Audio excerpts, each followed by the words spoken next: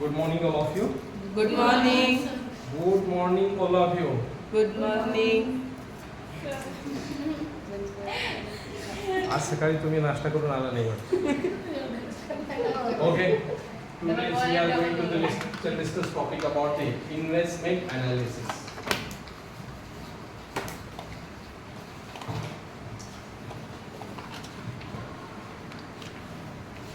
गुंतवणूक विषयक विश्लेषण याची मागणी आपण लक्षात घेणार आहोत. विशेषतः अर्थशास्त्रामध्ये एक प्रवाह आहे. सुरुवातीला क्लासिकल अप्रोच म्हणजे ज्याला आपण सनातनवादी, त्यानंतर न्यू क्लासिकल अप्रोच म्हणजे नव सनातनवादी अर्थतज्ञ, त्यानंतर काही केम्ब्रिज अर्थतज्ञ आले आणि यानंतर आला तो केन्स. 1936 मध्ये जनरल थेरी हा ग्रंथ लिहिला आणि त्याच्यामध्ये त्याने वेगळ्या प्रकारच्या असणाऱ्या कॉन्सेप्ट, संकल्पना समजून सांगण्याचा प्रयत्न केला आणि त्यामधूनच आपण त्यांच्या ज्या असणाऱ्या कॉन्सेप्ट आहेत त्या विविध कॉन्सेप्टचा अभ्यास स्थूल अर्थशास्त्र या विषयामध्ये आहे आणि आपण ते समजून घेणार आहोत. आता यामध्ये गुंतवणूक यामध्ये सर्वसाधारणपणे सोने, चांदी किंवा इतर काही ज्या बाबी आहेत याच्यामध्ये गुंतवणूक करणं म्हणजे केवळ गुंतवणुकीचे सर्वसाधारण अर्थ नाही. तर यामध्ये गुंतवणूक म्हणजे काय आहे, तर गुंतवणूक पातळीमध्ये वाढ करत असताना यामध्ये केन्स यांनी असे म्हटलेले आहे, जी भांडवली संसाधनामध्ये वाढ करणारी जी गुंतवणूक आहे ही गुंतवणूक कशी आहे, वास्तविक गुंतवणूक, हीच रिअल इन्व्हेस्टमेंट आहे.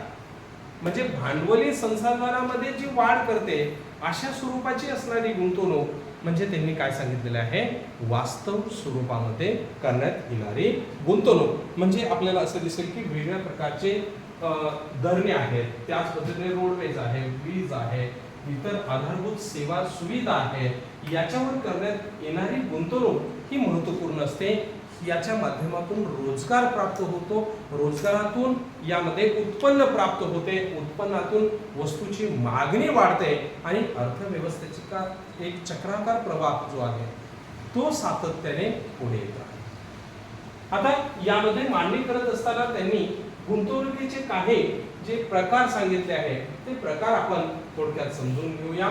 एक म्हणजे पहिला प्रकार आहे प्रेरित गुंतवणूक आणि दुसरा काय आहे, स्वायत्त गुंतवणूक आहे. आता प्रेरित गुंतवणूक म्हणजे काय आहे, त्यांनी काय म्हटलेलं आहे प्रेरित गुंतवणूक. प्रेरित गुंतवणूक म्हणजेच एका विशिष्ट परिस्थितीमध्ये किंवा विशिष्ट वेळी नफा हा घटक समोर ठेवून किंवा नफा प्राप्ती हेतूसाठी केली जाणारी गुंतवणूक म्हणजेच काय आहे, प्रेरित गुंतवणूक होय. म्हणजे एखाद्या विशिष्ट वस्तूपासून किंवा एखादी गुंतवणूक जर आपण केली, त्या गुंतवणुकीपासून आपल्याला काय मिळालं पाहिजे, नफा मिळाला पाहिजे. अशा पद्धतीने एकूण जे आहे वेगळ्या गुंतवणूकदाराची अपेक्षा असते. कसा कोणता गुंतवणूकदार आहे का की आपण गुंतवणूक केलेली आहे आणि त्या गुंतवणुकीपासून आपल्याला नफा नाही मिळाला तर चालेल, असं आहे का, नाही. त्याच्यासाठी नफा प्राप्ती हेतूने जी गुंतवणूक केली जाते त्याला आपण काय म्हणतो, प्रेरित गुंतवणूक. आलं लक्षामध्ये. आता यामध्ये आपल्याला असं दिसेल, हीच बाब आपण आकृतीच्या साहाय्याने लक्षात घेऊया. आकृतीत काय दर्शवलेले आहे, ओ एक्स अक्षावर आडव्या अक्षावर उत्पन्न पातळी आणि ओ वाय या उभ्या अक्षावर काय दर्शवलेले आहे, गुंतवणूक दर्शवलेली आहे. आता यामध्ये एकूण जे आहे गुंतवणूक I0 पासून I1 अशा पद्धतीने गुंतवणूक काय होते, वाढते आहे. म्हणजे गुंतवणुकीच्या पातळीमध्ये वाढ झाली. तर ही वाढ का झाली, तर ज्या वेळेस उत्पन्न पातळी Y0 वरून Y1 पर्यंत काय होत असते, वाढत असते. तर यामध्ये हे कसे की गुंतवणूक केली नंतर त्याच्यापासून गुंतवणूकदारांना विशिष्ट स्वरूपाचा परतावा म्हणजे उत्पादन खर्चापेक्षा त्याला नफा जास्त मिळाला पाहिजे आणि जर नफा जास्त मिळत असेल तर तो गुंतवणूकदार काय करणार आहे, गुंतवणूक करणार आहे. आलं लक्षामध्ये. म्हणजे गुंतवणूक आणि उत्पन्न यांच्यामध्ये जो आहे तो धनात्मक स्वरूपाचा संबंध दिसून येतो. हे आपल्याला एकूण जे आहे प्रेरित गुंतवणुकीच्या माध्यमाने आपल्याला दिसून येते. म्हणजे प्रेरित गुंतवणूक ही नफा प्रेरित असते किंवा नफ्याशी निगडीत असणारी ही गुंतवणूक आहे. नेक्स्ट दुसरा आहे की स्वायत्त गुंतवणूक. आपण पाहिले की नफ्याशी निगडीत आहे, ही नफ्याशी निगडीत नाही, विशिष्ट उत्पन्न आणि व्याजदराशी संबंधित नाही. आलं लक्षामध्ये? म्हणजे याच्यामध्ये जे शासनामार्फत कोणत्याही स्वरूपाचा नफा हा समोर उद्देश न ठेवता केली जाणारी गुंतवणूक म्हणजेच काय आहे? स्वायत्त गुंतवणूक होय. म्हणजे शासनामार्फत केली जाणारी गुंतवणूक ज्याचा उद्देश नफा मिळवणं हा नसतो, अशा स्वरूपाने केली जाणारी गुंतवणूक ज्याला आपण काय म्हणतो? स्वायत्त गुंतवणूक. याला ऑटोनॉमस इन्व्हेस्टमेंट अशा पद्धतीने सुद्धा म्हटलं जातं. स्वायत्त गुंतवणूक म्हणजे सरकारमार्फत केली जाणारी गुंतवणूक. म्हणजे आपण पाहतो सरकार वेगवेगळ्या गोष्टीसाठी खर्च करत असतो.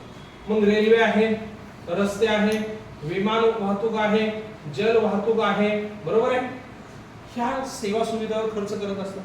म्हणजे पोलीस प्रशासन आहे, पोस्ट व्यवस्था आहे, देशातील अंतर्गत शांतता आणि सुव्यवस्था आहे, बँकिंग सिस्टीम आहे, इन्शुरन्स हा घटक आहे, किंवा आधारभूत वेगळ्या प्रकारच्या सेवा आणि सुविधा आहे. एखादं संकट निर्माण झाल्यानंतर ते संकट दूर होण्यासाठी सुद्धा शासन काय करत असतं? मदत करत असतं. उदाहरणार्थ कोरोना वगैरे फ्रीमध्ये लस दिली गेली, बरोबर आहे. म्हणजे ह्यामध्ये आपल्याला अशा स्वरूपाने जी गुंतवणूक केली जाते ही कशी असते? नफा प्रेरित नसते. म्हणजे या गोष्टीपासून नफाच होईल, नफाच मिळेल अशा स्वरूपाचा उद्देश यामध्ये नसतो.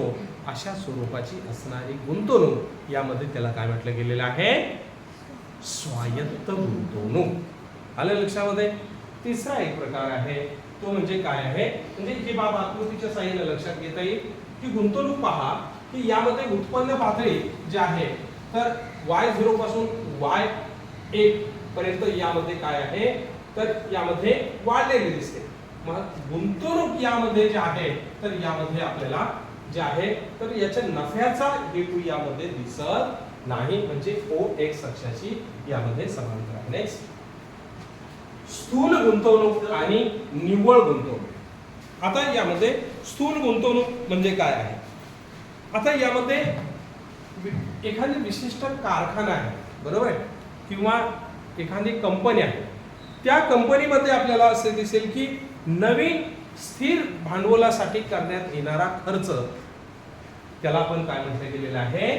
स्थूल गुंतवणूक, बरोबर आहे. म्हणजे एखाद्या स्थिर घटकासाठी आपल्या स्थिर भांडवली वस्तूवर केला जाणारा खर्च जो आहे त्याला आपण काय म्हणतो? स्थूल गुंतवणूक. म्हणजे आपल्याला असं दिसेल की वेगवेगळ्या प्रकारचा कच्चा माल आहे, यंत्रसामग्री आहे. म्हणजे एखादा आता उदाहरणार्थ साखर कारखाने असतात, बरोबर आहे. आता साखर कारखाने 6 महिने चालतात, 6 महिने काय असतात? बंद असतात. जोपर्यंत ऊसाचा सीझन असतो, म्हणजे ऊस हे परिपक्व झाल्यानंतर त्याची तोडणी होते, ते कारखान्यामध्ये नेलं जातं, त्याची गाळप क्षमता होते आणि त्याचं रसाचं परत लेवीमध्ये आणि परत साखरेमध्ये रूपांतर होतं, बरोबर आहे. मग तो जो म्हणजे सर्वसाधारण ऑक्टोबर नोव्हेंबर पासून जानेवारी फेब्रुवारी पर्यंत हे ऊस कारखाने चालतात.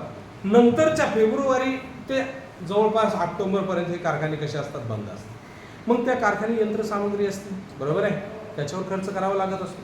त्याचे कामगार आहे त्याच्यावर खर्च करावा लागत असतो, बरोबर आहे. ती यंत्रसामग्री थांबल्यामुळे त्याची झीज होऊ नये म्हणून सातत्याने ते प्रक्रियेमध्ये ठेवावे लागतात. मग त्याचा खर्च असतो. म्हणजे हा जो खर्च जो आहे त्याला आपण काय म्हणायचं आहे? स्थूल खर्च असं यामध्ये नमूद केलेलं आहे. नेक्स्ट निव्वळ गुंतवणूक आहे. आता यामध्ये भांडवली साठ्यात यामध्ये निव्वळ वाढ जे आहे, जे भांडवली साठ्यामध्ये काय आहे? निव्वळ वाढ करण्यासाठी जी केली जाणारी गुंतवणूक म्हणजे काय आहे? निव्वळ गुंतवणूक. म्हणजे काय आहे? एखाद्या X वस्तूचं उत्पादन आहे, म्हणजे सुरुवातीला X वस्तूचं उत्पादन हे 50 टनीज होत आहे. किती? 50 टनीज होत आहे. आता याचं उत्पादन 50 ऐवजी किती करायचं आहे? 80 टन करायचं, बरोबर. आता हे उत्पादन करण्यासाठी जी वेगवेगळ्या प्रकारची नवीन यंत्र सामग्री आहे, वेगळ्या प्रकारचे टेक्नॉलॉजी आहे, नवीन कामगार घ्यावे लागतील, त्यांना नवीन स्वरूपामध्ये वेतन द्यावे लागेल किंवा नवीन मशिनरीज यामध्ये बसवावी लागेल, त्याच्यासाठी स्वतंत्र पद्धतीने खर्च करावा लागेल. तर याला आपण काय म्हणतो? निव्वळ गुंतवणूक असं म्हणतो. आलं लक्षामध्ये? आता यामध्ये हा एक घटक झाल्यानंतर आपल्याला जे आहे तर नंतरचा घटक जो आहे तो म्हणजे काय आहे? खाजगी गुंतवणूक आणि सार्वजनिक स्वरूपाची असणारी गुंतवणूक. आता यामध्ये खाजगी गुंतवणूक म्हणजे काय आहे की खाजगी व्यक्ती मार्फत विशिष्ट झोन मध्ये किंवा विशिष्ट क्षेत्रामध्ये नफा प्राप्ती हेतूसाठी किंवा नफा मिळवण्यासाठी खाजगी व्यक्ती मार्फत केला जाणारा खर्च म्हणजेच काय आहे? खाजगी गुंतवणूक. आणि ही नफा प्रेरित असते, बरोबर आहे.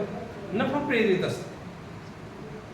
उदाहरणार्थ सुरुवातीच्या कालखंडामध्ये आपल्याला असं दिसेल की जिओ ही कंपनी आली, बरोबर आहे. आणि इतर कंपन्या होताच. वोडाफोन होतं, बरोबर आहे. आयडिया, वोडाफोन हे वेगळं होतं, म्हणजे हच होते, बरोबर आहे. आणि त्याचं रूपांतरण मग यामध्ये इतर कंपनीमध्ये झाले. मग यामध्ये वेगळ्या स्वरूपाच्या कंपन्या होत्या, एअरटेल, वोडाफोन, आयडिया, बरोबर आहे. आणि त्याच पद्धतीने इतर काही कंपन्या. मात्र जिओ ज्यावेळेस मार्केटमध्ये आलं त्यांनी काय केलं? सुरुवातीला गुंतवणूक केली, बरोबर आहे. म्हणजे सुरुवातीला खर्च सोसला मोठ्या प्रमाणामध्ये. म्हणजे तुम्हाला 6 महिन्याचं जे आहे तर तुम्हाला डेटा त्यांनी दिला फ्री ऑफ कॉस्ट. म्हणजे व्हॉइस कॉल, बरोबर आहे, इंटरनेट, व्हॉट्सअप कॉलिंग असेल किंवा अन्य काही जे आहे तर ह्या सर्व्हिस तुम्हाला मोफत दिल्या. जिओ टीव्ही मोफत दिला. आणि नंतर यामध्ये काय झालं? तुम्हाला एक हॅबिट लागली त्याची, 1 GB पर डे. आणि तुमची मानसिकता, एकदा मानसिक तुम्ही गुलाम झाला की नंतर तुम्ही त्या गोष्टीची मागणी करा, बरोबर आहे. आणि त्यानंतर इतर कंपन्यांना आपले रेट कमी करावे लागले, बरोबर आहे. आणि त्यामुळे आपल्याला असं दिसेल की सुरुवातीच्या कालखंडामध्ये प्रचंड खर्च करण्यात आला. नंतर यामध्ये आपल्याला असं दिसेल की हा खर्च कसा होता? नफा हा हेतू समोर ठेवून होता, बरोबर आहे. सुरुवातीला मोफत द्यायचे, त्यांना सवय लावायची आणि नंतर त्याचे चार्जेस आकारायचे. आणि हे चार्जेस हळूहळू वाढवत न्यायचे. म्हणजे सुरुवातीच्या कालखंडामध्ये गुंतवणूक कशी केली? नफा प्रेरित केली ना, बरोबर आहे. अपूर्व. तर यामध्ये आपल्याला असं दिसेल की ही जी गुंतवणूक आहे खाजगी गुंतवणूक म्हणजे विशिष्ट नफा मिळण्याच्या उद्देशाने यामध्ये म्हणजे भविष्य कालखंडामध्ये नफा मिळेल या उद्देशाने खाजगी व्यक्ती मार्फत केला जाणारा खर्च. मग ते कोणत्याही गोष्टी, मग उपभोगजन्य वस्तूवर असेल, कलाकुसरीच्या वस्तूवर असेल किंवा अन्य काही स्वरूपाच्या वस्तू आहेत त्याच्यावर केला जाणारा खर्च म्हणजे काय आहे? खाजगी गुंतवणूक ही नफा प्रेरित. दुसरं आहे सार्वजनिक गुंतवणूक, जे आपण आता पाहिलं स्वायत्त गुंतवणूक. म्हणजे सरकार मार्फत ही केली जाणारी गुंतवणूक आहे. नफा हा दृष्टिकोन समोरच नाही आणि त्यांच्या मार्फत वेगळ्या स्वरूपामध्ये गुंतवणूक केली जाते. उदाहरणार्थ आज NH4 रोड सुरू आहे, बरोबर आहे. म्हणजे अगोदरच्या, आता टोल सुरू आहे, बरोबर आहे. तर अगोदरच्या कालखंडामध्ये जे आहेत तर हे टोल नव्हते, बरोबर आहे. आणि आत्ताच्या कालावधीमध्ये हे जे आहे ते सुरू करण्यात आलेले आहे. तर यामध्ये सार्वजनिक म्हणजे जे शासनामार्फत गुंतवणूक केली जाते. उदाहरणार्थ हॉस्पिटल आहे, मग यामध्ये सिव्हिल हॉस्पिटल असते. आपल्या पेनमध्ये सुद्धा उपजिल्हा रुग्णालय आहे, बरोबर आहे. त्याच पद्धतीने पोस्ट व्यवस्था आहे देशामध्ये किंवा आपल्या पेन झोनमध्ये शांतता आणि सुव्यवस्था राखण्यासाठी पोलीस प्रशासन आहे की नाही. तर तुम्हाला शिकण्यासाठी इथं कॉलेज स्थापन केलेलं याचं पेमेंट गव्हर्नमेंट देत आहे की नाही. तर याच्यासाठी शासन खर्च करते का त्याच्यापासून काही लाभ आहे. सरकारी दवाखान्यामध्ये अगोदर 10 रुपये तुम्हाला म्हणजे तिथं फॉर्म भरण्यासाठी फीज होती, आता मोफत केलेलं आहे, बरोबर आहे. तुमच्याकडे 1 रुपया सुद्धा खर्च नाही, तुम्हाला औषध गोळ्या वगैरे दिल्या जातात. शासनामध्ये मोफत पुरवण्यात येतं काय. मग याचा उद्देश काय असतो का? नफा मिळवणं उद्देश आहे. तुम्ही खाजगी दवाखान्यामध्ये जा, किती बिल होतंय बघा. म्हणजे हे आपल्याला दिसून येईल ही एकूण जे आहे सार्वजनिक स्वरूपाची गुंतवणूक नफ्या प्रेरित निगडीत नसते आणि शेवटी नियोजित आणि अनियोजित स्वरूपाची असणारी गुंतवणूक आहे. आता यामध्ये एक विशिष्ट उद्देश किंवा योजना समोर ठेवून जी गुंतवणूक केली जाते त्याला काय म्हटलं जातं? नियोजित गुंतवणूक. आणि अनियोजित म्हणजे कोणत्याही प्रकारचं जे नियोजन यामध्ये नसतं, कोणतीही ठोस योजना नसते, तर त्याला अनियोजित गुंतवणूक. बरोबर आहे. आता हे जे नियोजित गुंतवणूक आहे एक विशिष्ट टार्गेट दिलेलं असतं. बरोबर आहे की बाबा आपली लोकांना वाहतुकीची सुविधा चांगल्या मिळाव्यात, दर्जेदार मिळाव्यात, याच्यासाठी आपल्याला काय होतं? अगोदर म्हणजे रेल्वे उपलब्ध आहेच, मात्र आता काय रेल्वे आहे? कोणती रेल्वे आहे? वंदे भारत ही रेल्वे येते. बरोबर आहे. त्याची संख्या हळूहळू वाढते. बुलेट ट्रेनचाही प्रस्ताव आहे, तेही काम सुरू आहे. म्हणजे यामध्ये आपल्याला असं दिसेल की एकूण लोकांना जे आहे सेवा सुविधा चांगल्या मिळाल्या पाहिजेत, एक टार्गेट ठेवलं जातं आणि त्या स्वरूपामध्ये जे आहे जी गुंतवणूक केली जाते तर ती गुंतवणूक कशी आहे? नियोजित गुंतवणूक, प्लॅनिंग इन्व्हेस्टमेंट. आणि यामध्ये अनियोजित गुंतवणूक कोणत्याही प्रकारची ठोस उपाययोजना किंवा ठोस प्रकारे जे आहे नियोजन नसतं अशा स्वरूपाची असणारी गुंतवणूक म्हणजे काय आहे? अनियोजित गुंतवणूक होय. अशा पद्धतीने आपल्याला जे आहे गुंतवणुकीचं विश्लेषण यामध्ये जे आहे हे फक्त प्रकार आहे. पुढे आपल्याला वेगळ्या प्रकारचे कॉन्सेप्ट घ्यायचे आहे. गुंतवणुकीची सीमांत कार्यक्षमता, भांडवलाची सीमांत कार्यक्षमता, बरोबर आहे, गुणक आहे, तोरक आहे, असे अनेक कॉन्सेप्ट आपल्याला पाहायचे आहे. तर हे थोडंसं जुजबी विश्लेषण आहे. त्याच्यामध्ये ह्या किती तुम्हाला 10 गुणासाठी प्रश्न आहे. किती? 10 गुणासाठी प्रश्न आहे. त्यामुळे फारसं काही अवघडसा घटक आहे आणि न समजण्यासारखा अजिबात नाही. आलं लक्षामध्ये? येस, लक्षात येत आहे? हो.